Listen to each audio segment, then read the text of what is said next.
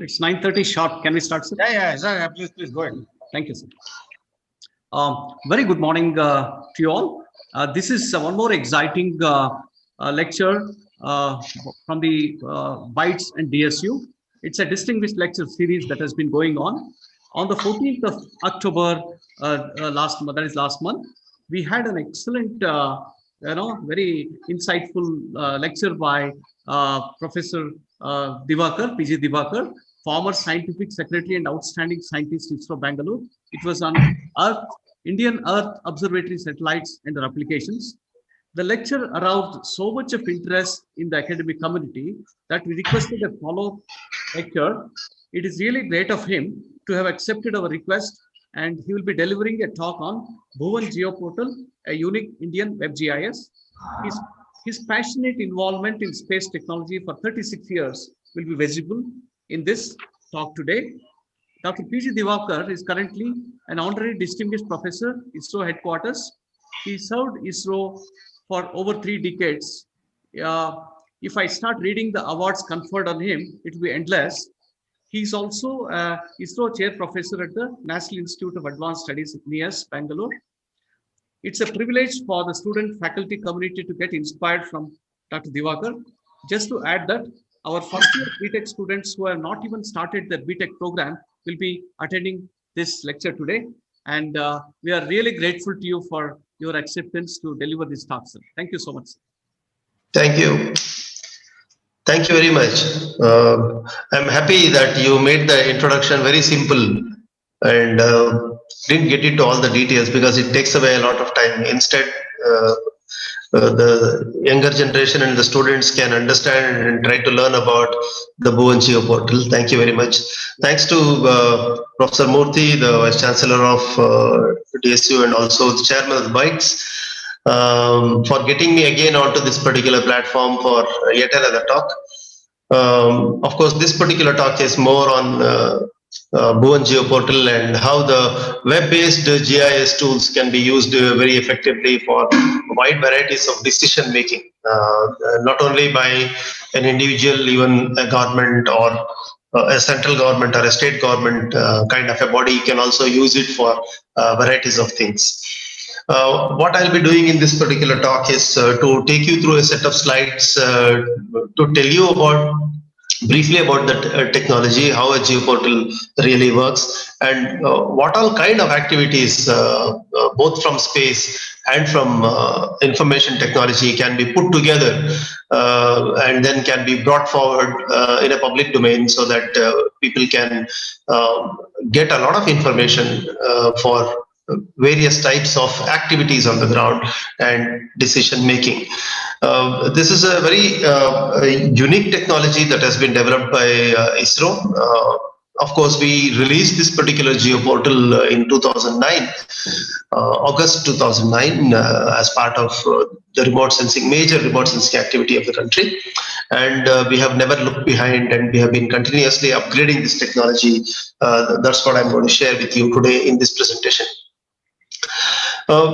In fact, I'll not be wrong if I say this is a very unique national geospatial engine that has been put up by ISRO, which not only works on the desktop platform, it also works on the mobile platform. And of course, it gives you 2D and 3D kind of visualization. So it works on multiple platforms. It can be used on 2D as well as on 3D kind of mechanism. We use satellite data of different spatial resolutions. We go up to 1 meter resolution. Predominantly 1 meter and 2.5 meter satellite data is there, but you will see coarser resolution satellite data also, so that we can even cover the entire globe using slightly coarser resolution data. But the focus of Bhuvan is more on India, so we continuously try to provide 2 national coverages on in every year basis. We have digital surface model, which gives you the 3-dimensional feel. That means the stereo imaging capability of Cartosat. We use it for providing the surface model. we do provide very interesting information with respect to multi-temporal and multi-sensor data. Multi-temporal means different times of the day, of the year. Especially for agricultural activity, it is important that you look at it in different seasons. Not only agriculture activities, even if you want to look at the forest related activity, because you do know that there is deciduous, moist deciduous, evergreen, and other types of forests. So deciduous forests do shed its leaves in a particular period. So if we are able to provide the data all through the year, which is multi-temporal in nature, it helps us to track the nature in a much closer way, particularly the vegetation, which manifests the earth in a very big way. Multi-sensor means we do have satellite data from optical region. It could be from laser, it could be from microwave and others. So we do have a good amount of satellite data put out both in the microwave and optical domain. And of course, multi-thematic map layers. This is very important. This is the main crux of the database, what we have, which we call it as a geospatial database. When I say multi-theme, the theme here indicates that it could be agriculture focus, it could be infrastructure focus, it could be geology focus, it could be water focus. So you can look at each of the natural resources as a theme, and that particular theme can be looked at in a big way. Millions of geotags are available, which we also call it as point of interest, POI, wherein we use the mobile tools for the geolocation and the photographing capability of the mobiles to capture the field data, and with respect to the geotag, we get that particular photograph and we paste it onto the picture. That means the satellite data, what I talked about here, will also have millions of geotags, which helps us in closely monitoring the various developmental activities the government does. So it's a big mashup of multiple types of activities that we do from space and ground, and we have very large number of concurrent users. We have more than 170 live applications that is running 24/7, and of course various other statistics. What I'm keeping here in front of you gives you a feel of the kind of data what we are handling, the mammoth amount of data that goes in, and the kind of users we have on a continuous basis. And the kind of services what we provide, which is OGC in nature, that is open source geospatial consortium. It comes out with standards, and we adhere to those standards so that anybody can use this set of data what we provide on the Geoportal. In addition to these, of course, we concentrate on the disaster management support. We provide a lot of vital data for the central and state governments, and of course, we look at the crop and pest surveillance activities also. Just to give an idea of the kind of roadmap we have gone through, and I have been attached to this Bhuvan right from the time we developed it for the first time in 2009, wherein we had up to 5 meter resolution data at that time. And down the line, we have graduated step by step, and finally we have been able to get a lot of data by today, wherein we are able to talk about 1 meter resolution data, and we have very large amount of area coverages, particularly city maps that is available here, the kind of resolution what you're seeing here. In addition to that, we also give global coverages from our advanced wide field sensor, which easily covers the entire world on a rapid pace, and we are able to make that kind of a data available to the other countries also, while at the same time we paste it onto Bhuvan and make it available on Bhuvan. So let us look at what is Bhuvan. Bhuvan as a geospatial platform is basically, when we started off, it was a visualization platform. That means you can see satellite images. See, before 2009, there was no such platform available, and anybody wants to see the Indian remote sensing satellite data, you have to buy the data. You will not be otherwise able to see. But today, through this visualization platform, you have to just get into Bhuvan, and straight away you will be presented with wide varieties of satellite data that can be viewed, used, and you can do a lot of analysis of this particular data on the fly. So we started off with visualization, and today you can do a lot of online computation also. Bhuvan is not only a data for visualization, it is also a platform for free data download. You can even download the satellite data, download a set of satellite data products, and you can do the data processing yourself if you have capabilities for image processing. In case you don't have, then we can certainly work with you to see that you also become proficient in processing the satellite data.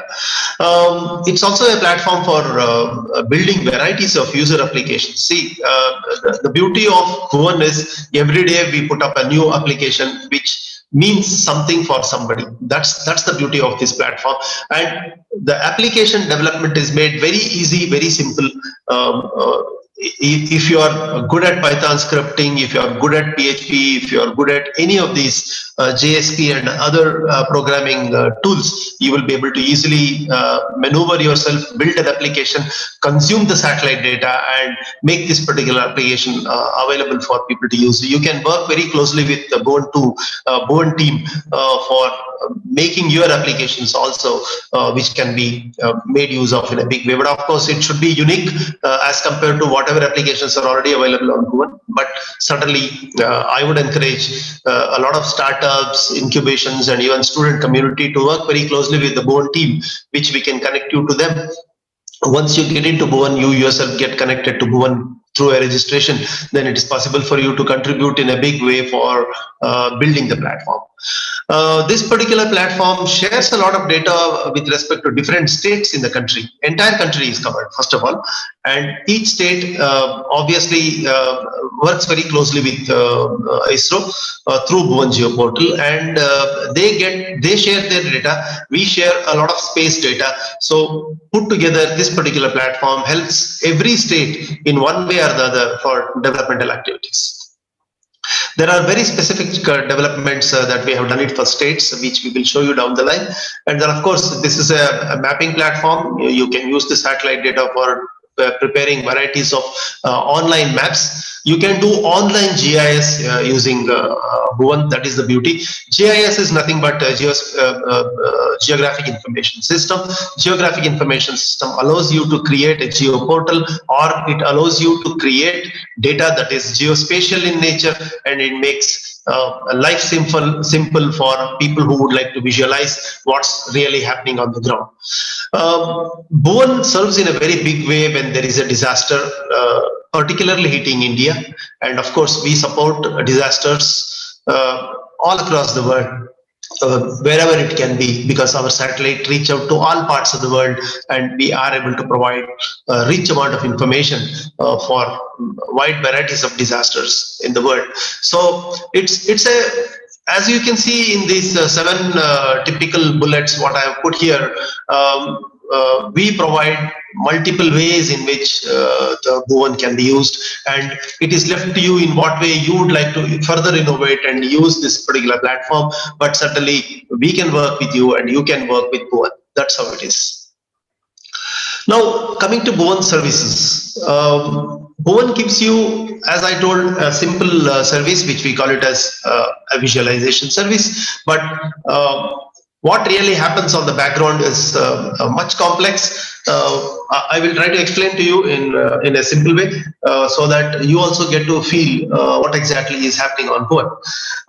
Bhuvan deals with something called as WMS services. WMS is nothing but the web map service. That means all the maps and images that we create on our data processing system, we try to provide services of that to people in the form of web map services. It could be satellite images, it could be thematic maps. Like what you see here, the base maps are nothing but the roads and the permanent locations on the ground around which the various thematic maps are built, the satellite images are built, and all this data what we build, which is again geo in nature, we try to make it available in the form of web map services. And we also have web map services for terrain data, wherein people can look at the third dimension of the terrain, that is the height. Normally, when you look at the two-dimensional map, you talk about latitudes and longitudes. But when you look at the terrain, we get into the third domain, the third dimension. The third dimension is nothing but the height of a particular point which you are pointing. So the web map services allows you to look at the satellite images, look at the thematic maps and base maps, also allows you to see the terrain in the best way possible. Of course, there are a lot of Bhuvan-centric applications that we have built, which enables you to visualize all these things, consume all these services at the same time. For example, what you see here is nothing but a two-dimensional picture of a very high resolution where you can see building in 3D at the same time. In fact, it is Hilton Towers in Mumbai. You can see the building so nicely, and also the green cover just below that, and there is a water body on the other side. You can visualize this, and you can, let us say, if you want to do mapping of this particular data, you can create your own maps through the on the fly GIS tools, and you can save those maps onto your system. So it can be user centric, at the same time it can be Bhuvan centric. For example, if you create a map, you want to give it as part of the Bhuvan so that it can be viewed by multiple people, you can be Bhuvan centric, where you can post these maps back to Bhuvan. But if you want to retain it on your system temporarily so that you complete your job and do it at the end, you can be user specific, you can keep the data on your system. So Bhuvan that way has built these services wherein you can have flexibility of usage of the data. Now, when we are looking at Bhuvan centric, the entire thing works in a very interesting way. We have a map server, basically. We have tail caches available. There is a geo server application that is running, and also we have geo web caching, which takes place, which provides the data and uses the data in many ways. So these services are made available through our database storage devices, and of course we publish all these services through applications. The data comes out from the databases. The application tools and packages are in the form of map server. Ultimately, whatever publishing we do it through the map server, and all these services are through HTTP made available to a local browsing system. That's how the whole thing works. Of course, you can look at varieties of data sets for visualization. It could be a parcel level data, it could be city survey maps, it could be ward boundaries and things like that. And user can upload his data through a FTP, and you can also post your data directly by using your mobile tools so that it can reach the Bhuvan tool in a very simple way. So user has different mechanism through which the data can be pushed to Bhuvan. At the same time, Bhuvan uses a set of tools and technologies. Caching services are there, as well as map services are there, and we fetch the data from the database, and through the services we use the HTTP protocol and then push it to the users. This is how we work in the Bhuvan centric mode. But if you are really looking at a user centric mode where user develops his application over Bhuvan and consumes the Bhuvan services, builds a new application and uses it for his purpose, and ultimately looking at the success, he would like to make it available to the public.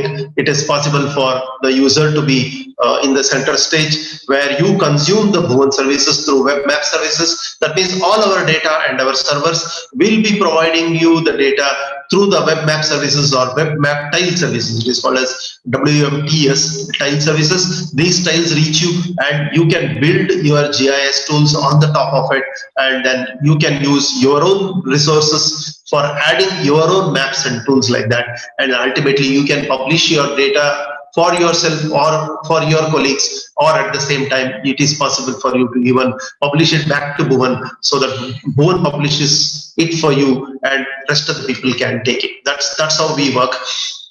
There are a lot of interesting tools which we have user in the focus.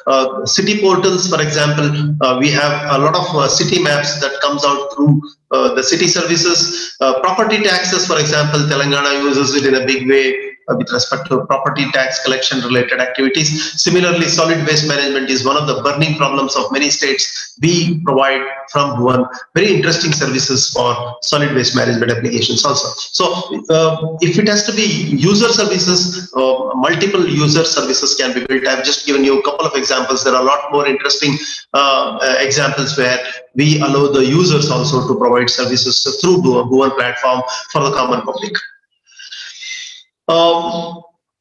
If you look at Bhuvan as an Indian geospatial platform, which is built by ISRO, some numbers are there, but the tools are like free downloads and visualization. We have terabytes of data that is lying there for people to use for visualization and also for data downloads.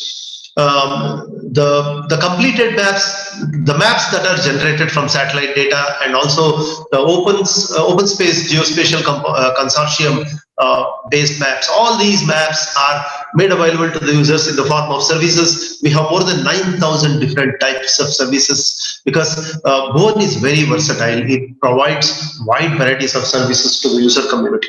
And of course, we have built a lot of applications which users also can build on their own, but applications that are built on Bhuvan are something like 174 today. We have 30 state portals, each portal dedicated for one particular state. In fact, state portals are selectable on our Bhuvan mashup. This is the Bhuvan mashup screen, what you're seeing here. In this Bhuvan mashup screen, you have a separate area for the states. We have a whole lot of applications, the 174 applications, what you're talking about, all that comes out from this particular mashup. And of course, a lot of updates happens on a regular basis, or even downloads that one can address it here. So it's a versatile platform which allows user to consume services, provide services, and in fact, crowdsourcing is one of our key factors where more than 90 million maps are available on this particular platform.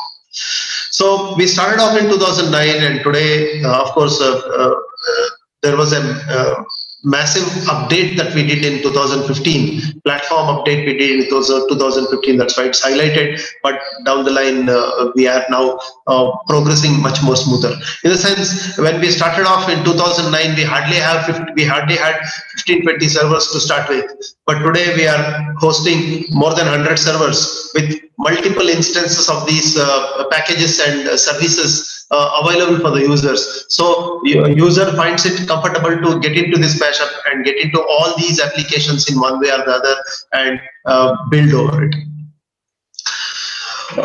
If you look at the Geoportal of Bhuvan at a glance, I would like to just, whatever I said all this time, just wanted to summarize here.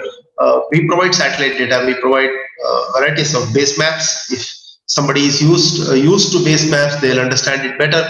Thematic services like agriculture, forest, etc. Data download services, especially for a student community who would like to download the data and use it for varieties of purposes. Disaster support, especially India gets into a lot of disasters every year. There are 6 major disasters that India gets hit. One is cyclone, flood, landslides, it could be forest fires, it could be earthquakes, it could be varieties of others like drought.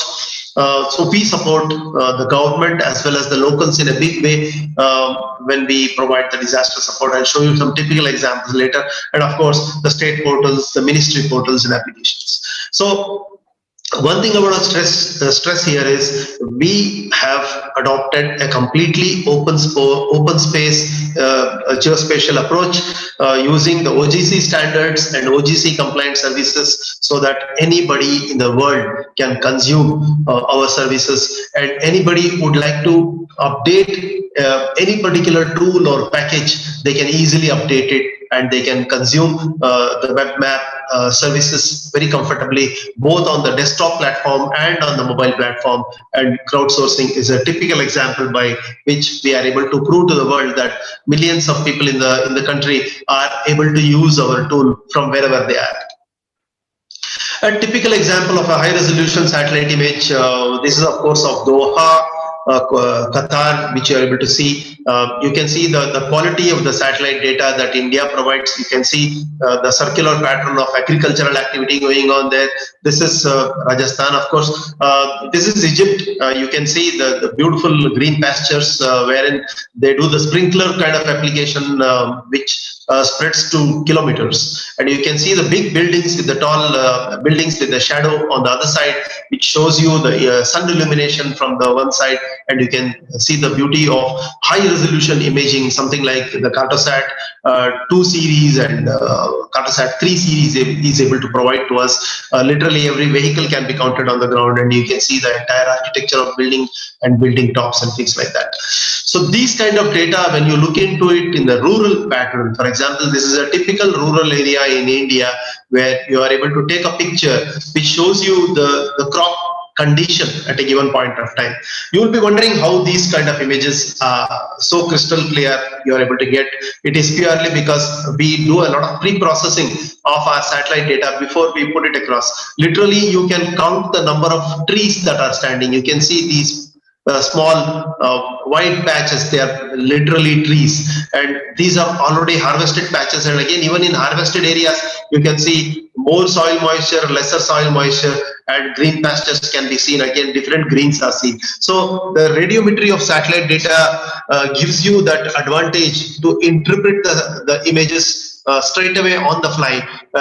Actually, the publishing has taken place on Bhuvan. Left hand side, you can see all the maneuverable capabilities which we have on Bhuvan, and it allows you to see rural in a different way, urban in a different way, and we do very special processing so that each area comes out very clearly and very accurately, so that user can use it for multiple purposes.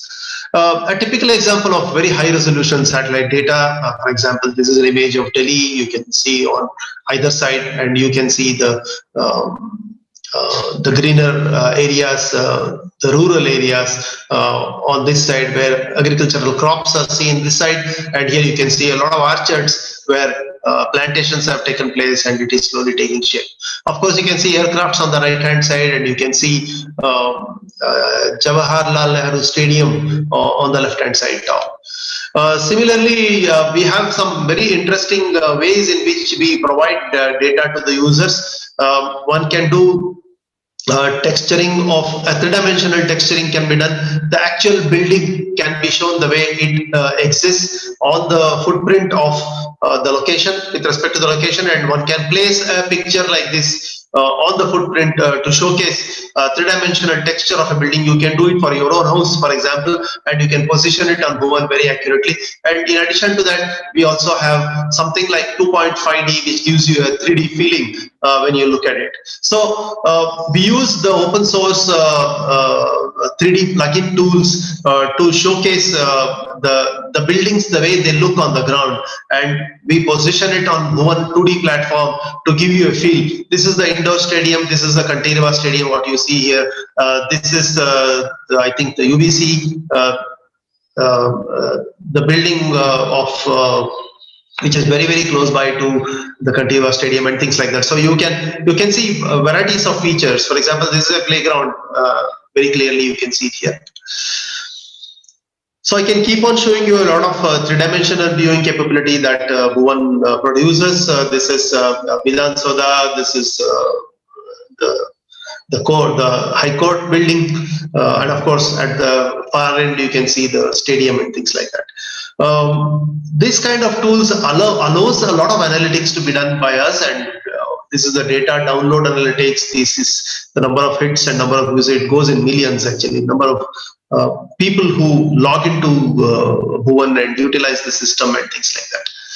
Over a period of time, we have been able to build a huge number of applications, particularly for governance. In fact, the government looks at key features for governance, especially today, especially when you look at national level programs where we are talking about Prime Minister's Awas Yojana. It could be MG and REGA program. It could be wide varieties of other programs which which is being listed out here, all these are being live supported by Bhuvan, and the respective ministries utilize it for varieties of purposes. Similarly, for the state level projects, we have varieties of tools and technologies that we have built, because anybody can approach ISRO and ask for Bhuvan services. We build custom made services and make it available to that particular state for no charge almost. That's the beauty of the tool what we have built. Similarly, we provide a lot of international support for disaster services. For SARC, we have been providing some services, and even for Sri Lanka, we have been able to provide drought monitoring services. I can go on and on with the kind of services what we are providing, but I am ideally planning to showcase to you something like a bird's eye view of some key things what we are doing. So in a nutshell, up to here, whatever I've talked about, we are able to address everybody's requirement in the country in one way or the other and provide data in abundance, because we have both ground data and satellite data, and here is a platform which puts them together geospatially and makes it available for any kind of a management, monitoring, governance and developmental activities the government wants to do. That's the beauty of it. On our end, we have set up a massive data center wherein we have been able to host hundreds of servers with multiple instances of applications and services. In addition to that, a very large storage device which allows the data to be stored both from satellite and from ground, and meaningfully pick up those data, and ultimately all this data gets streamed to the user. So basically the tools that we have developed on our own and make it available to the user community is streaming services. Data streaming services is pretty complex. It's not easy because you need to be doing a lot of caching. That means not only a huge amount of input output activity will be going on with respect to data fetching and data providing. At the same time, a lot of number crunching happens when we need to do certain amount of analytics on the fly and make the data available to the users. So Bhuvan is a massive platform of hundreds of servers with hundreds of applications, terabytes of data, and it's a huge cloud which is serving the entire country in one way or the other for developmental applications and as well as for governance. Now what I'm going to show is all this infrastructure what ISRO has built around Bhuvan, how we are able to successfully serve n number of activities in the country. I'll skip this. Basically, these are the URLs which are being used by people and how they are being used, etc. We are able to produce national land use map every year. In fact, every day we get a national data set of this kind of parts of India. In about 5 days, we get the entire coverage. This coverage is processed accurately and we produce seasonal land use land cover. You know, there is a pre-monsoon, a post-monsoon and a summer season. We also call it as Rabi, Kharif and a summer data. So we put them on, if, so for example, if you are able to put them all together, this is how India looks like, wherein you can see the Western Ghats, you can see majority of the country is having agricultural activities one way or the other. This is the Himalayan vegetation. This is of course mostly snow-clad area, and here you see Northeast very rich with vegetation. So India is visualized from space in the form of land use land cover map on a daily basis. So it is, if you want to see how India has been faring in the last 15 years, we have 15 land use land cover maps spanning from this year backwards up to 2004. From 2004 onwards, we have started posting this data. We do have data for before 2004 also, but it is possible. We have been able to push this on a geospatial platform so that 15 years you will be able to see how my area was and how it is today. Similarly, government looks at a lot of wastelands, how it can be brought under agriculture activity. So what we do is we provide regularly those land areas where there is a potential for agricultural activity or forest activity to take place, and it can be done with certain amount of pre-treatment on the ground. We provide that kind of data and government uses it for prioritizing such areas for developmental activities, particularly with respect to the watershed development program of Government of India, as well as the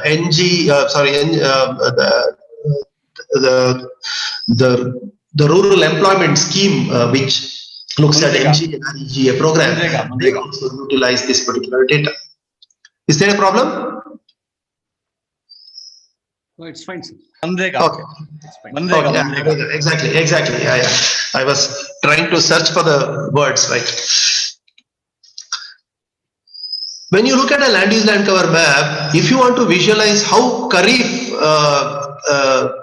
cropping area looks on the ground, that means soon after monsoon, how the agriculture on India looks. This is a typical picture. Many people wouldn't have visualized how agriculture produce soon after the cropping, soon after the monsoon is over. This is how the country looks like.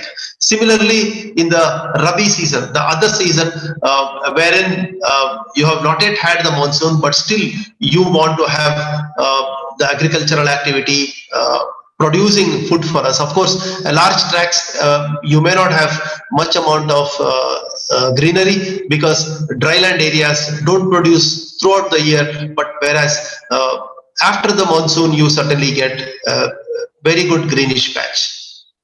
When you integrate both these kind of data, you get a data set of this kind, wherein it gives you an integrated data set. So a multi-season data showing the land use, but you can always separate out and you can see seasonal data also. Of course, if you look at a state level database, this is how it looks like. This is Chhattisgarh database. You can extract any state-wise database and you can start visualizing and using it for varieties of activities. In fact, this color scheme basically represents how to read this particular map. And this color scheme is explained on the right-hand side with respect to what they are. We produce very high resolution images also of land use land cover, wherein you can have very detailed road maps and ward boundaries put on them and things like that. We have different scales of land use land cover maps, which helps in better usage on the ground, particularly for developmental activities. I was talking about soil and water conservation some time back. The government uses it. For example, everybody understands a check dam here. This is what is a typical mobile-based tool that is providing you the ground photograph with its attributes, and its location would be somewhere here. So a particular land, the way it looks like from space, can be seen from the ground when you use mobile tool, and you are able to put them all together on a common platform. This is what I was trying to say. There is an integrated watershed monitoring management program of Government of India, which uses the geotagging from the ground and also monitoring from the space. So how does it do the monitoring from space? By taking very close look satellite data and trying to see what it was and how to develop that as a rich forest with very good water facility. And slowly over a period of time, a patch which didn't have a forest, you can do afforestation, and you can see again an output. That means something like 2009 there was no forest. By 2016 you have a rich forest already developed with beautiful water body also developed, which was not there earlier. So you can see visible changes happening on the ground, both by ground photographs and space photograph.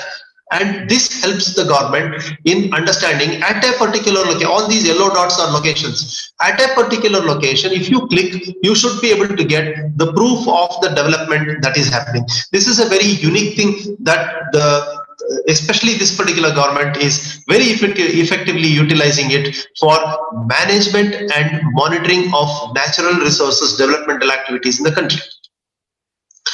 A typical example of how a watershed is taken up and we monitor these watersheds. The blue ones are being treated, the red ones are yet to be treated, the green ones are already treated. So in 3 different colors, we are able to show to the country what is the status of development of these patches that has been taken up for development. If it is developed, then what development has taken place is done through a geotagging, and a mobile app which is shown to you here is given to the field volunteers who captures these kind of data and then geospatially push it to the server, and it can be seen by common public also. Yet another example of no vegetation, rich vegetation kind of a scenario, which also can be measured. You can easily measure this using our GIS tools, and it turns out to be something like 3.5 hectares. You can see another map here between 2010 and 2013. I'm trying to show you some historical data, but you can see current data also. Here is a stream which didn't have anything to say about water, but people wanted water bodies. They are able to make water bodies along this particular channel, and it's basically a geological dike, and you are able to see the water body is made, and down the line you will be able to use this water for serving the surrounding areas. So you can easily monitor changes that happens due to such programs by the government. Similarly, the NREGA program, the geotagging activity, gives a feel of how the developmental activities are taking place. An Android mobile platform is developed to capture field information with respect to the way that the activities are happening. People doing the work on the field, at the same time the result of that kind of activity comes out in the form of check dam or a farm pond, and when it really starts working on the ground, a lot of green pastures separately comes up a bit later. So the beauty here is people get employment, the land gets developed, and ultimately the green pastures come, the food grains improve, and there is a one-to-one correlation to all these three activities. The employment generation, improvement on the land, and improvement of the health of the land so that it is able to yield very good crops, and obviously the crops comes out in the form of food grains which is consumed by the common man.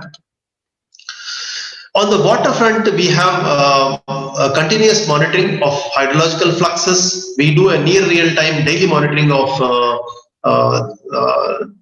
the water bodies, not really water bodies, the water system in the country. We provide a 9-minute and a 3-minute interval grid data on a 24-hourly basis, and you come to know exactly what is the status of runoff, what is the status of soil moisture, and evapotranspiration. These three parameters are very important for a farmer. If he will be able to do sowing kind of an activity if his soil moisture is good.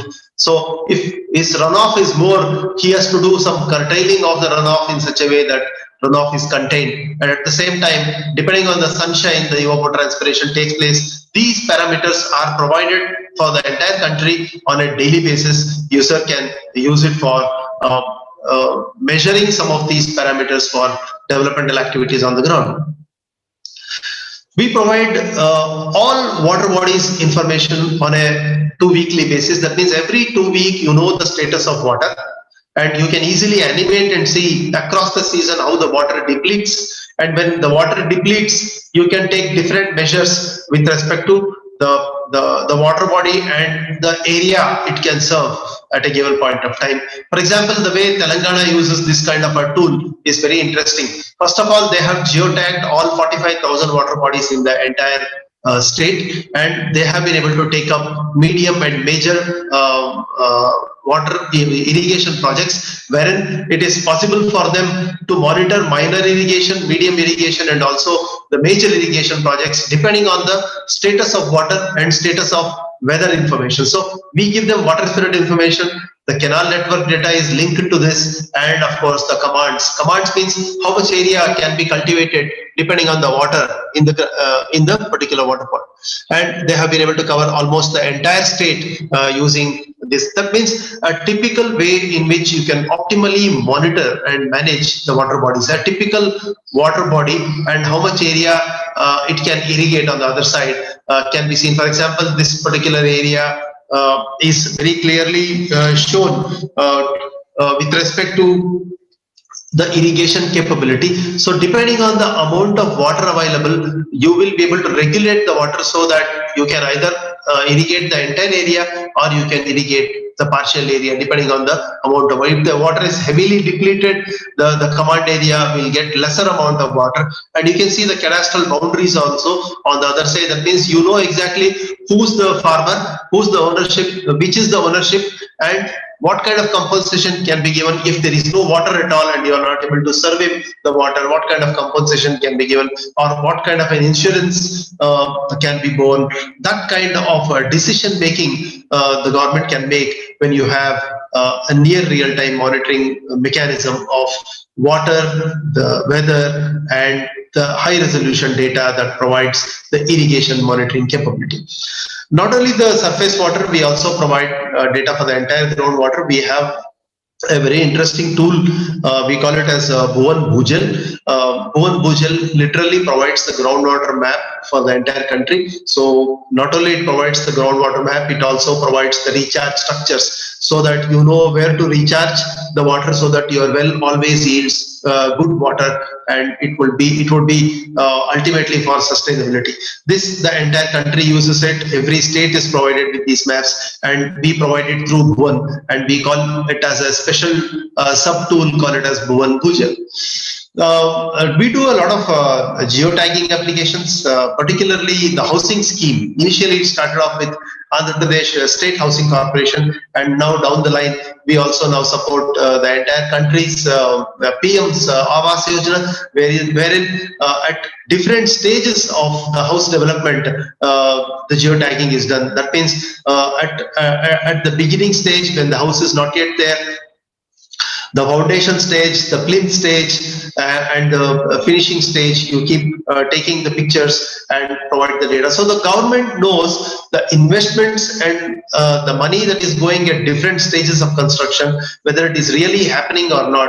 The government system need not go to the field and see, it rather comes to them through a geoportal like this. You can see all these are the tagged boundaries, and we can see not started, below basement, basement level, lintel level, roof casting, and individual sanitary latrines. So, for example, this kind of data helps the administrator who is sitting with multiple activities to monitor what is happening on the ground, particularly with the kind of massive housing program the government has launched. The entire monitoring takes place from this. In fact, we have already geotagged more than 36 lakh houses from this particular tool, and it is going much more stronger now. And this is a typical example. Of course, this is yet another interesting example where we have geotagged all the post offices in the country.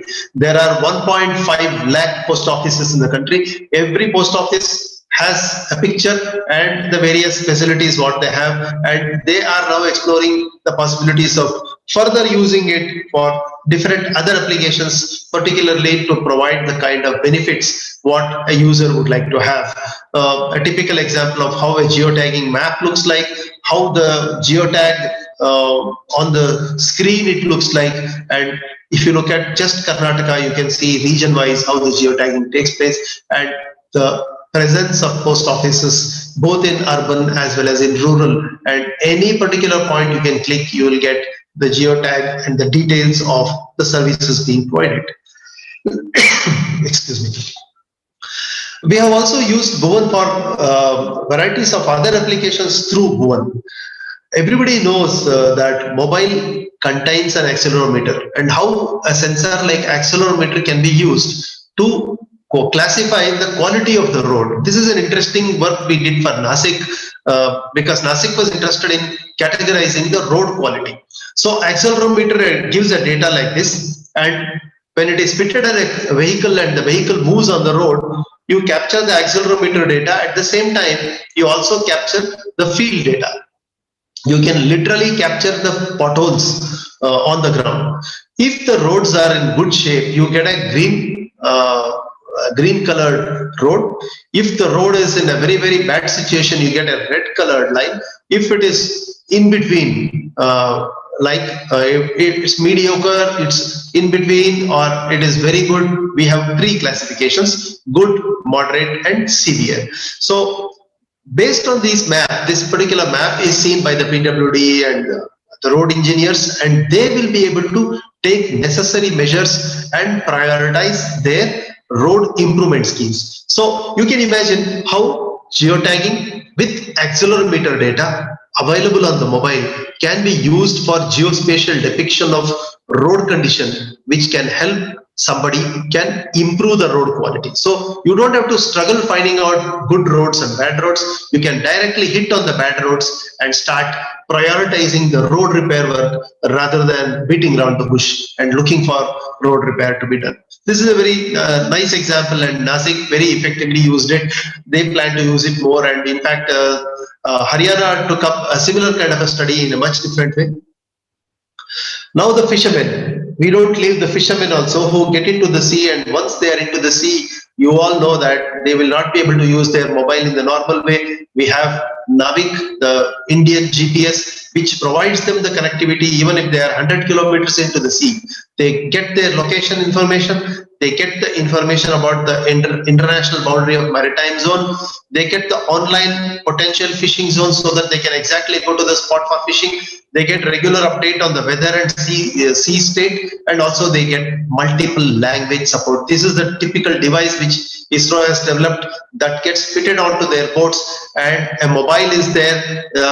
The NavIC through its device speaks to this mobile, and NavIC provides all that information onto this mobile. The app is actually running on this. This is a typical screen grab of the app itself, wherein it helps us in giving the user the kind of information, especially when he's deep into the sea. This is a very unique application to help the fishermen community in the country.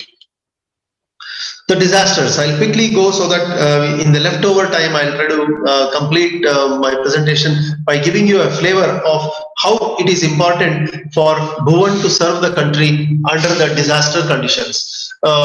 India gets hit very badly by floods and cyclone particularly, and hill regions get affected by the landslides. We have forest fires affecting many of our forest areas. Earthquakes are not much, but it is difficult to track the earthquake. But agriculture drought is another area where we get into a lot of problem in many parts of the country. We continuously monitor and provide inputs. This is the input at the national level. We have been tracking the kind of disasters that India is facing. Right from 2013, we have of course, we do have maps for last 20-30 years. I'm just putting last few years maps here, which gives you a feel of the regularly affected states. In fact, the coastal area in the Bay of Bengal gets badly hit every year. Almost you can see a pattern here, especially Orissa, Andhra Pradesh, they get hit very badly. And the Himalayan terrain where we talk about Assam, Bihar, and even northeastern region getting affected by either cyclone or by floods and things like that. So when a disaster strikes, this when there was a very heavy snowfall which resulted in a massive problem at Kedarnath. It literally poured into this area. You can see a drastic change in the white color that indicates the increase in the snowfall in the region, and obviously creating a lot of problem. This is an example of before and after kind of a situation which the Kedarnath faced when it really happened. This is a terrain model, the three-dimensional data. There is a Chorabari reservoir on the top here. This is the moraine. This is a natural moraine. This particular moraine gave way the day it broke, and this entire water poured into literally this area, and it created almost like a tsunami kind of a situation. This is the Kedarnath.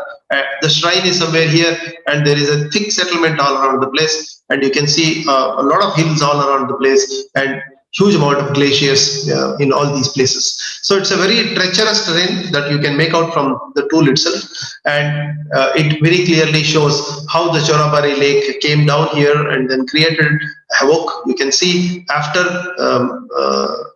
the landslide, the huge amount of area that got washed away literally, and many of these roads you can see they have just vanished soon after the major problem that was caused. And we did a quick disaster assessment. We were able to see how many houses washed away, how many were in very, very bad situation, and this category of maps were made available to the government.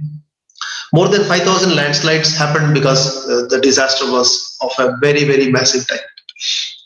Similarly, through crowdsourcing, we were able to get a lot of data every time we get into disaster, and this particular crowdsourced data helps us in varieties of assessments, particularly the disaster assessment. But this common people, common public, student community, they, wherever they are, they can easily use the Bhuvan app. Bhuvan app is easily downloadable from the Google App Store, and it is a free for all app. It can be used, and you can provide vital information as one of the subjects of the country, and that particular data gets shown on the Bhuvan and it gets used by the government. This is a typical example of the aftermath of the Uttarakhand disaster, where more than 100 students went into the field and provided the data about the damages that had taken place, like bridges and culverts. It could be land cover problems, it could be the roads, it could be other infrastructure which got badly damaged. You can see typical picture and the attribute information what has been provided by the students. Students did an excellent job in this area. You can see the kind of destruction that has caused to these houses here again, and you can see the attribute information. This helps the administrators to get data on the fly, and it helps in a very big way. In fact, DST, that is Department of Science and Technology, helped us to do mapping of neighborhood in Uttarakhand, and students participated in a very big way. Similarly, the cyclone Phylin, when it hit, we were able to provide the low-lying area information that provides a very vital information for preparation, especially taking people to the safer places. For example, if you concentrate on this region and if you start zooming into that place, you are able to see a lot more information on the flooding. That means you are able to see the area under flood. You can calculate the area through the online tools. Not only that, you can even zoom in and see the number of villages that are inundated in a given area. That means literally you get, through time series data on the left hand side, you are able to see almost every day information available, and this particular data which gives you continuous update about the increase or decrease of the flooding that is happening, so that administrator gets a feel of the villages affected, and you can rush your relief and rehabilitation quickly to such places which are badly affected. Jammu and Kashmir also faced a very severe problem in 2013-14, and you can typically see a good time and a bad time picture of Srinagar. When there was no flood on the right hand side, when incessant rains and flood took place, you can see almost literally every house has become like an island.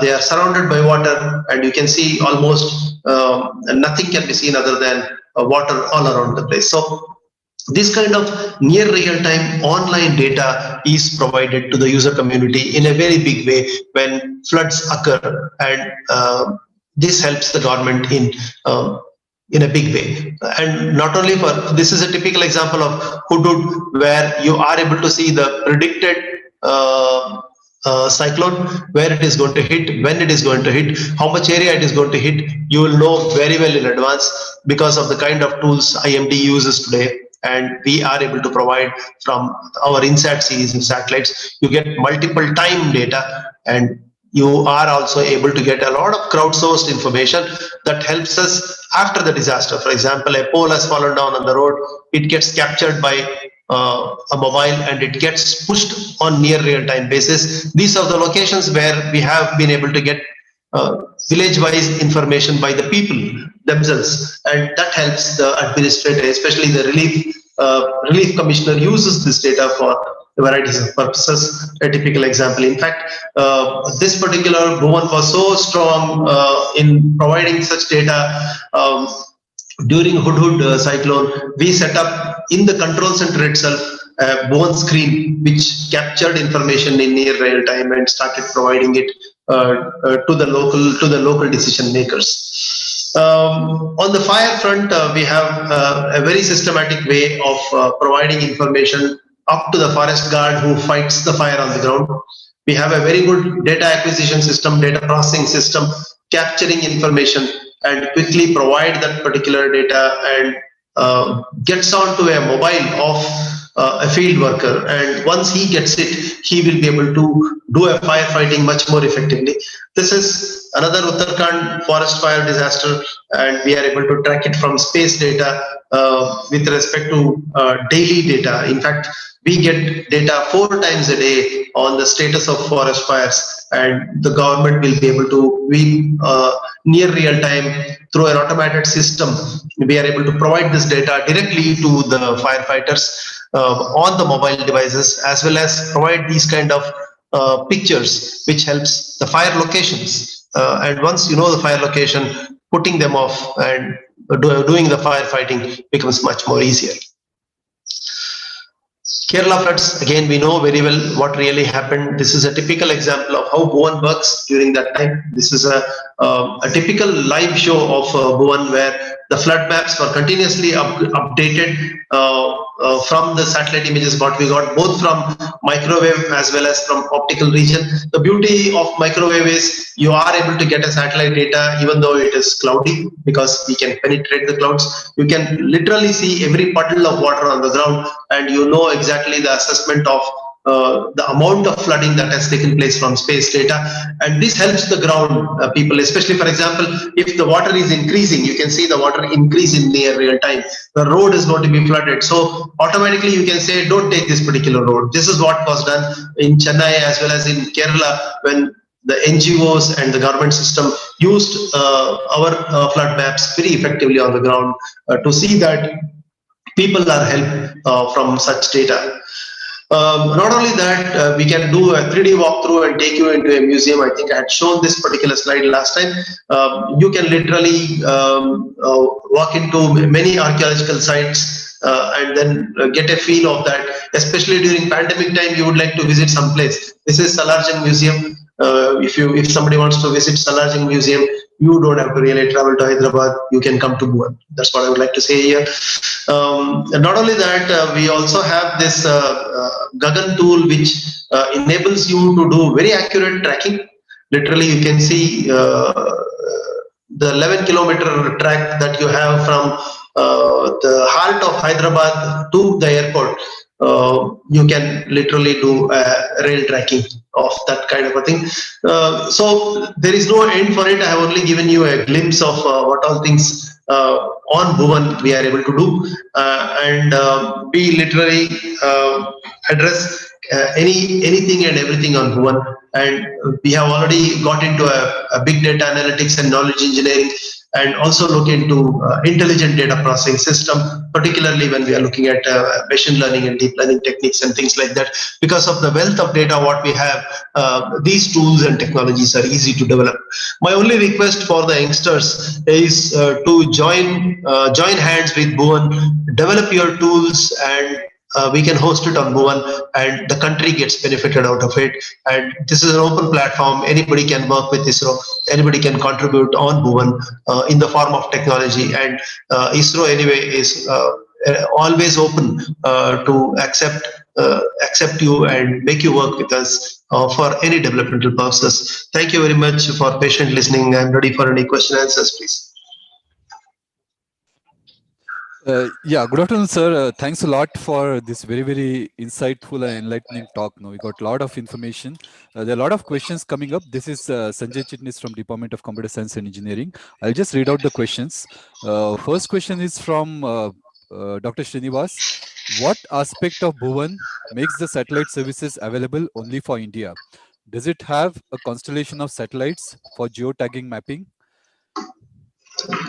Yeah, ISRO has a constellation of satellites in the form of ResourceSat as well as in the form of Cartosat. They provide medium resolution, coarse resolution, as well as very high resolution imaging capability.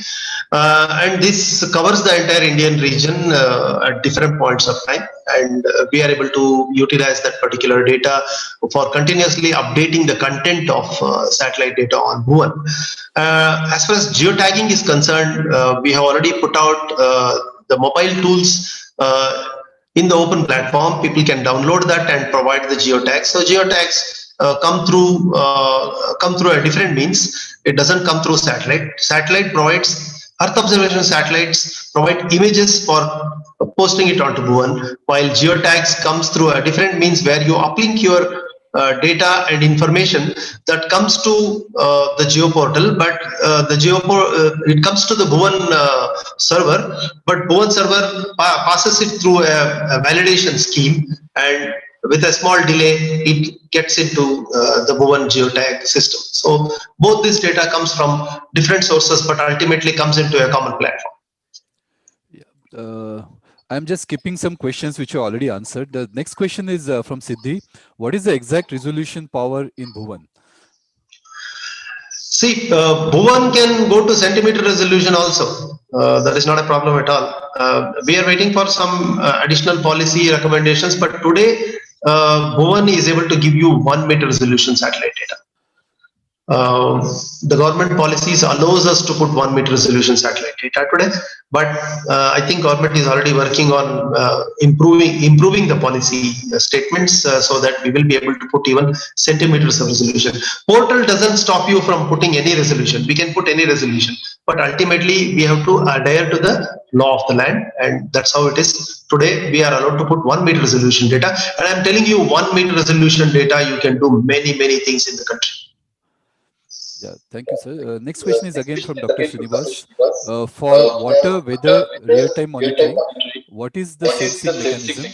Who manages these sensors?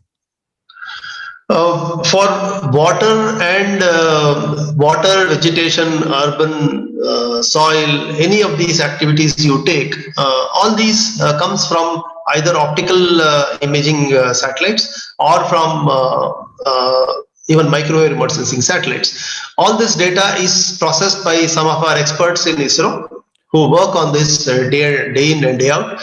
And these data sets are processed, validated, and then populated on ISRO domain, that is on Bhuvan. That is how we do it. And it is serviced to a large number of ministries who deal with it. For example, Water Resources Ministry utilizes all the data that we provide from the space with their own data, what they have from the ground. So always we supplement the satellite data with the ground data so that we are confident that what we are doing on the ground ultimately is correct. Yeah. Hope I answered. Yes, thank you, sir. Next question is from Shubha. What is the time period for updating the data of the maps? It depends on the requirements. For example, if it is MG and REGA program, every day you get thousands of geotags with respect to the work that is going on the field. With respect to the PM's Awas Yojana, every day we get geotags with respect to the field situation of the houses that are being built by the government. So each of these geotag comes at different time of interval. For example, if it's a disaster and post-disaster, we are trying to see the crowdsourcing data from the field, so it comes only during disaster time. If you come to satellite data, we are putting our level best efforts to see that once or twice in a year, we are able to update that satellite data on the. Yeah, thank you, sir. Next question is from Rishi Sood. Is there a way for citizens to easily contribute data? I think it was answered by you. There is a crowdsourcing mechanism. Anything you'd like to add, sir? Yes, I think they can easily contribute the data, but only thing is we pass it through a validation of that particular data before we put it in the public domain, because no data in Bhuvan is put without any validation. So we have expert tools and expert teams which do the validation of the data, and that is only put. We do that, but anybody is free to capture information either from mobile or from any other processed sources, and they can post that particular data, and it's all very clearly made available on Bhuvan. One can go through the Bhuvan. In fact, there are a lot of downloads, PDF file downloads, which teaches you how to do it also. And we host continuous workshops on Bhuvan.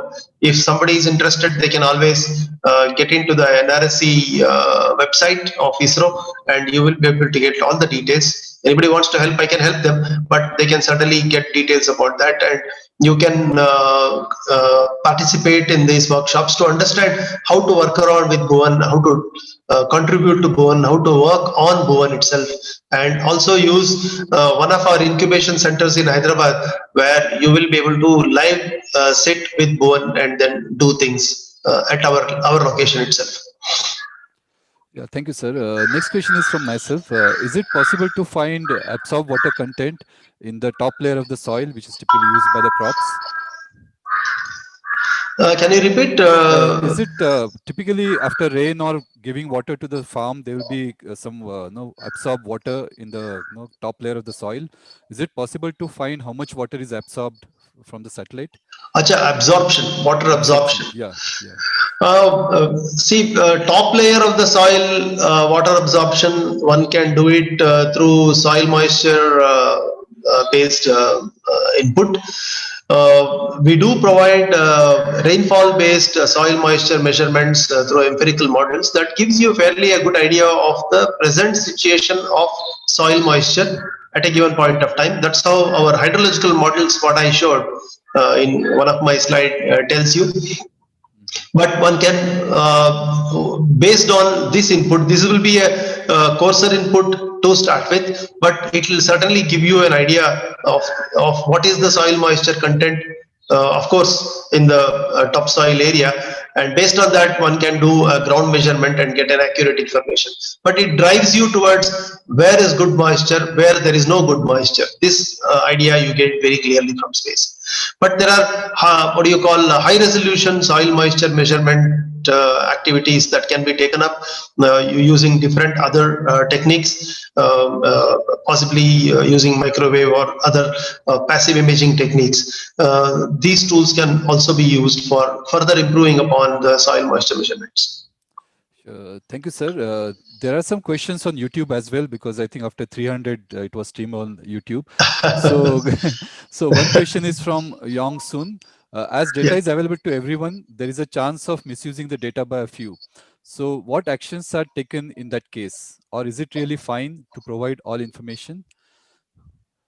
In fact, the kind of information what we are giving is more of a useful information. So far, we have not come across any such problems, because we have been with Bhuvan, with the kind of tools and technologies what we have developed with these type of tools more than a decade now. And luckily for us, so far, we didn't see any big misuse of this particular data by anybody. So I think when you visit Bhuvan and when you see all these resources information, you feel like doing good only. I don't think anybody does bad.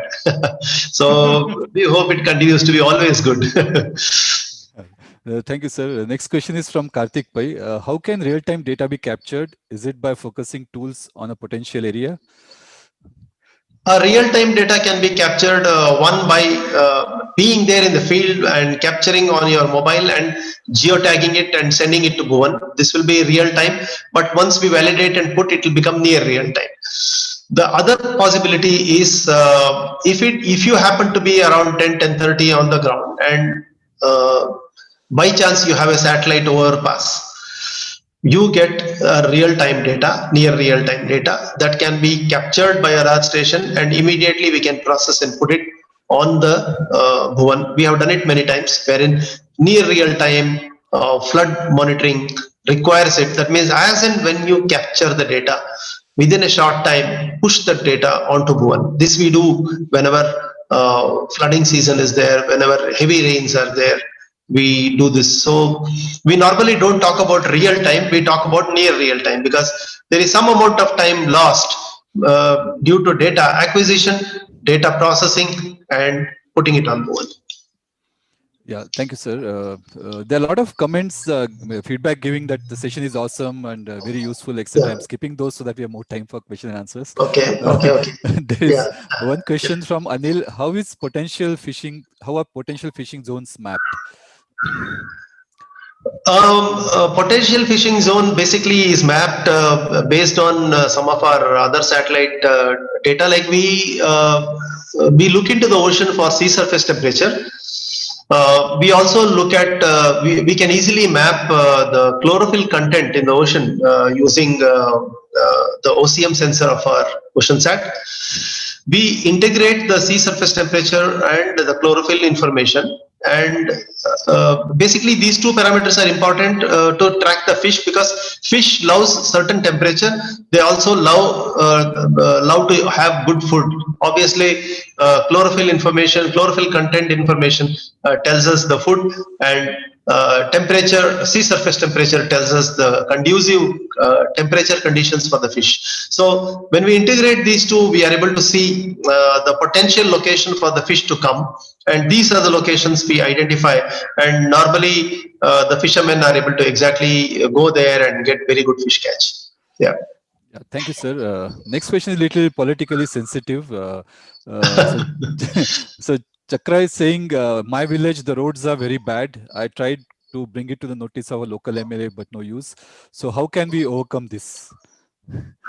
Very simple. I told you one particular slide what we did for NavIC. I would suggest you use our app on your mobile, fit it to your motorbike, and then drive your motorbike on all those roads. You will get the data, post that data or host that particular data on Bhuvan, and you will get a feel of the extent to which the roads are damaged, and possibly you can speak to the respective people who can help you in improving the roads. I'm sure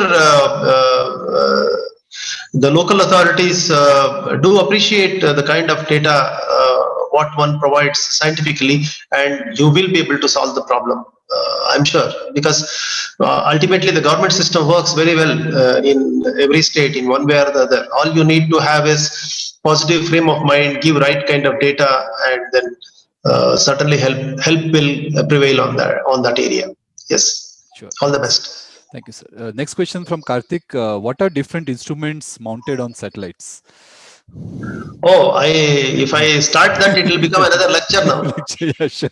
I think we have a topic for next lecture. But let me tell you briefly.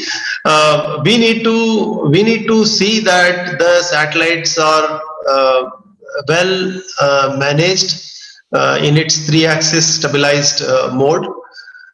With very little disturbance. We need to have fuel on board so that you will be able to keep the satellite at the right altitude with the right velocity for imaging. But ultimately, what is important for Earth observation is very good imaging, like the kind of images what I showed you, the kind of derived maps I showed you. It's all because we have very stable platforms in our IRS satellites and excellent imaging capability. These two things are important. Means you should maintain very stable platform, number one. Number two, you should be able to do accurate imaging of the required area. Number three is, of course, utilize that particular data for varieties of purposes. There are many other things which we do. For example, solar panels are there which provides power continuously, and all these thrusters will be used for health monitoring, and there are many other parameters like wheels are there. The orientation of the satellite is there. We do multiple things on a satellite, which possibly we need to have a separate talk to give you, to make you understand what is a satellite, how it operates, how we make a satellite, how we launch a satellite, how it operates when it is in orbit. All that is another interesting lecture, I'm sure. Yeah. Sure. Thank you, sir. Next question is from Gaurav. Sir, could you please tell about ResourceSat 2? Okay, see, ResourceSat series of satellite is one of the very interesting satellites in the world which has been made by India. We made ResourceSat 1, we made 2 and 2A. In fact, to tell you the truth, all the 3 satellites are active even today. They are working fine. They have all, at least 2 of the satellite. One satellite has crossed a decade, other one is coming close to the decade, third one is not far away. The beauty of the ResourceSat 2, let us say here, the question is on satellite ResourceSat 2. ResourceSat 2 has 3 types of sensor systems. Basically, that is important.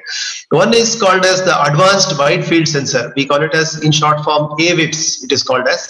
It has 55-meter spatial resolution. That means every pixel it looks at from there on the ground is 55 meter by 55 meter, and it covers in a single sweep, it covers a swath of 740 kilometers. That means a width of 740 kilometers it covers, and it moves, and each pixel will be 55 meters. So that kind of a swath, when it covers, we are able to cover the entire country in 4 to 5 days. That means if you mosaic strips of data taken consecutively for, let us say, 4 or 5 days, you will be able to get the entire country at 55 meter resolution.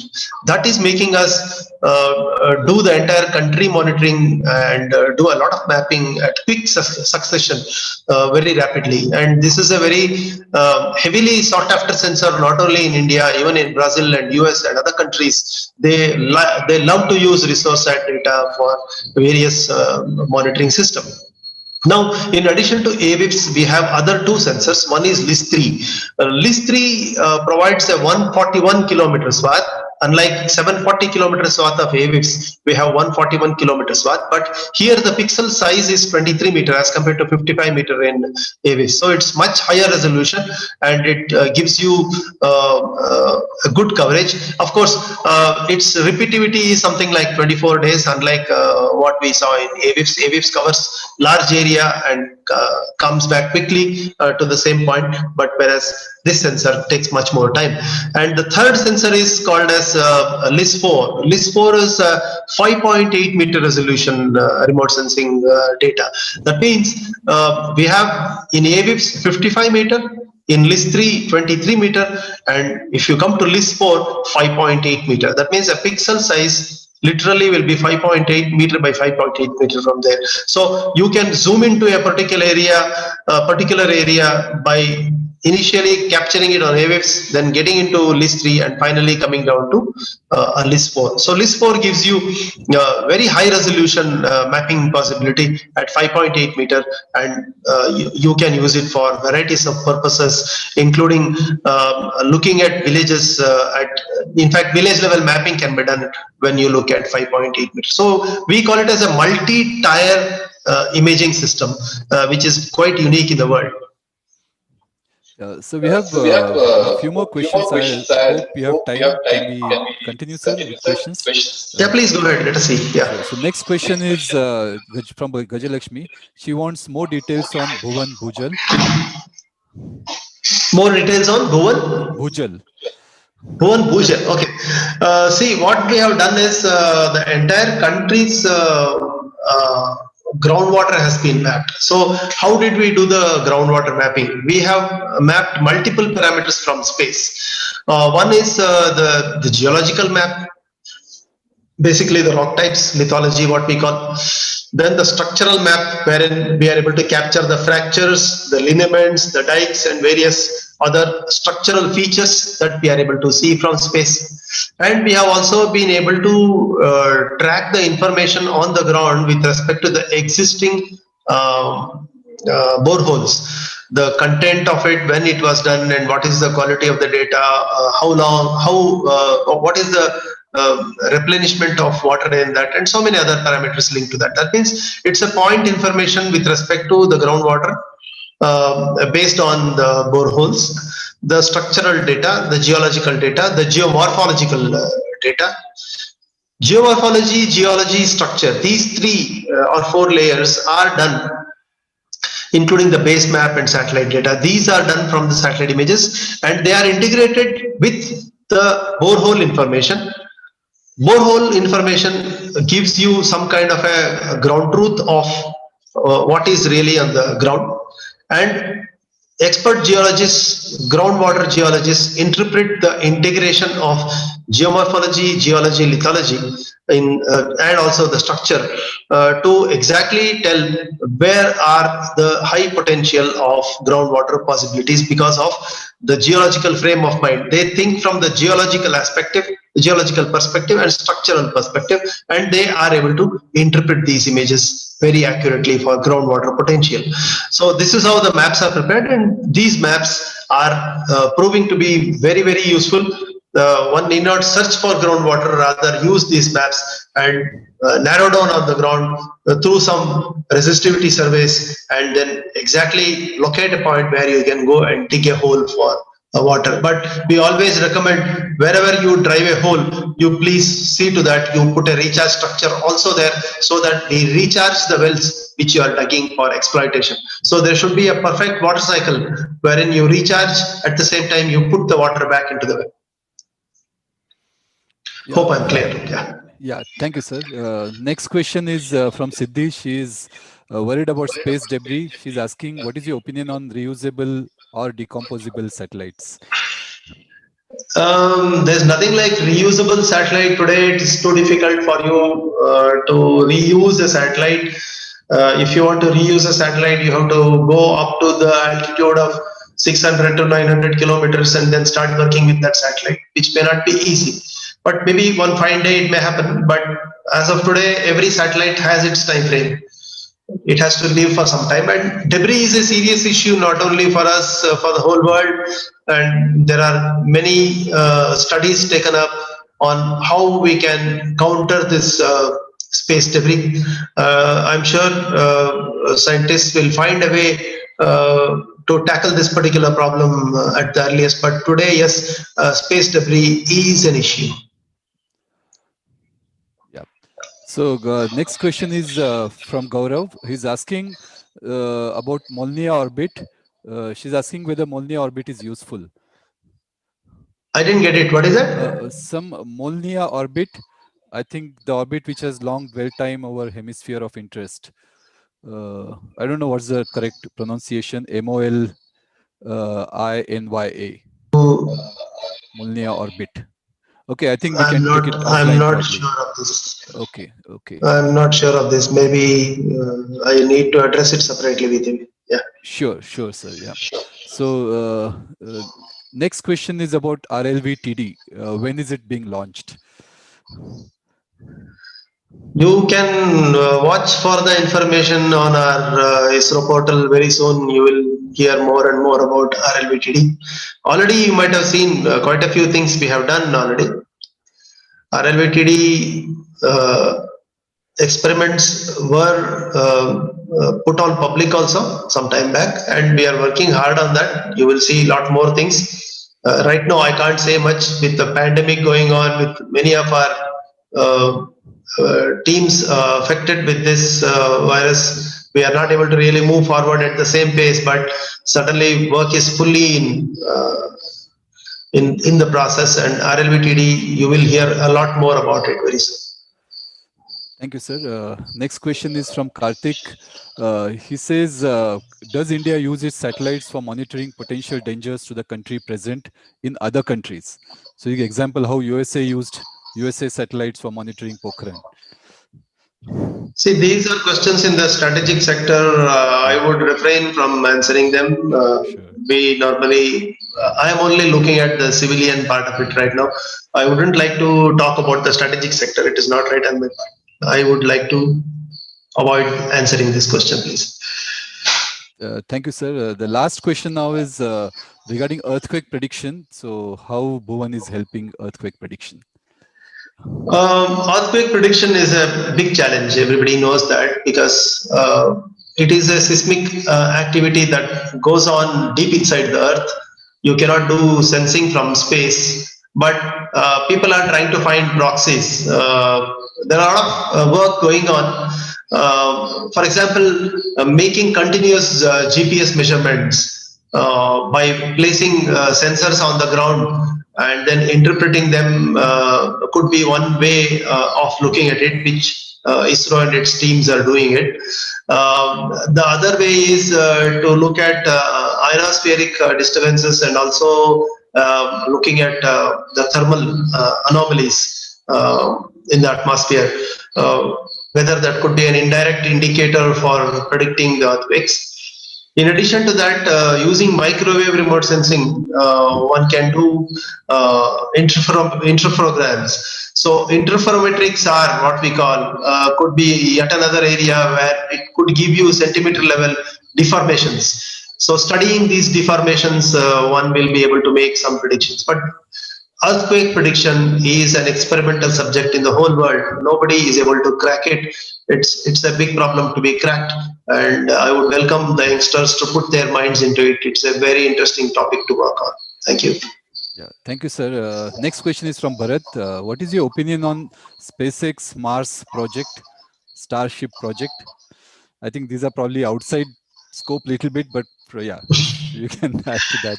See, we anything can on really Mars, yeah. anything on any planet is exciting, not only for me, for everybody. So obviously, whether it is being done by SpaceX or it is being done by India or anybody, it is always exciting. In fact, there are a couple of spacecrafts that are heading towards Mars already. Obviously, you will see many more going up towards Mars, many going to other planets also. And ISRO and its engineers will always be interested in understanding, studying each one of those aspects, whether it is done by ISRO or it is done by somebody else. It will, because everybody's mission, it is worth knowing, understanding, and learning. We learn from every mission that takes place, especially planetary in nature. So it's highly exciting, and we always look towards positive learning from each one of these missions. Whoever does it in the world hardly matters. Yeah, thank you, sir. I think that covers all the relevant, important questions. Thank I will you. like to hand over to our Vice Chancellor, sir. Thank you. Thank you very much. Thank you, Professor Thank you, Murthy, sir. sir. Yeah, thank you, Professor Sanjay. I take this opportunity to thank Dr. Diwakar for sparing his time for delivering the second talk. It's a continuation of the first one. And the first talk was given, then there were a lot of questions. It led to the talk two. I'm sure now it has led to the talk three. Now we will go Dr. Diwakar at a later stage. Probably NavIC and other is the other thing. Probably we would come back to you after some time. Yeah, Your own time and let us know what yeah. the convenient time. The lecture was so interesting and very informative. I think it has given plenty of ideas for the students to explore on Bhuvan Geoportal and try out few experiments. Yeah. I think more or less it has covered the entire gamut of applications which would help the common man. I think that's the Yeah. specialty which I was seeing. Yes. I'm so happy that the lecture was attended by more than 300 people. Limitation on Zoom was about 300, and a lot of people attended the lecture through the YouTube live as well. Okay. I'm very happy that the Bytes has been organizing these activities jointly with the Dayanand Sagar University. I need to thank Dayanand Sagar University and the authorities of Dayanand Sagar University for giving us the uh, permission to host some of these lectures. I think particularly Mm. the Dean Srinivas and Sanjay and others have taken keen interest in organizing all of them. And there are also few series of lectures coming up from Bytes. I think one is the annual convention is coming up on 20th and 21st. Again, is IoT and security. Then we have one interesting lecture coming up on 25th on India's readiness for 5G. I think probably it's Mm. going to talk about all the things by an expert in the domain, Dr. Sasinder Prabhu. Then we have one lecture coming up on November 30th by Sambit Sahu from Intel. He's going to talk about the kind of technology they're working on, etc. Then December 5th, there's more lectures, all from Bytes and Dinosaur University. And Okay. there are also few lectures lined up by the month of December, January by Dr. Swami Manohar from Microsoft Research, Dr. Manish Gupta from Google Research, and Professor Narahari from IISc, and several others have agreed to deliver lectures for the benefit of students. The idea is to expose the students to a lot more things that are happening on the ground, so they can take some of those ideas and forward and help them out. We assure on behalf of Bytes and Dr. Diwakar that if you have any help or assistance required for finding a problem or a project, I think we will provide all the assistance. I Sure, think this sure. purpose of this idea is this talk is only that. Exactly. The Exactly. Thanks for taking your time of your busy schedule to be with us this morning. Again, it's an interesting lecture, one of the well-attended lecture in the recent past. Thank you. Thank you very much. Thank you very much, sir. Thank you for the opportunity. And I love talking on this particular platform, especially student community is there. And it is always enthusing when more and more students participate in such talks. And thanks to you for all these great initiatives, what you are taking. Excellent. I really like it. Thank you very much, and Thank you, sir. hope to be again on this particular platform very soon. Thank you. Yes, sir. Thank you. Thank you. Thank you very much. Bye bye, and bye to all. Yeah. Thank you.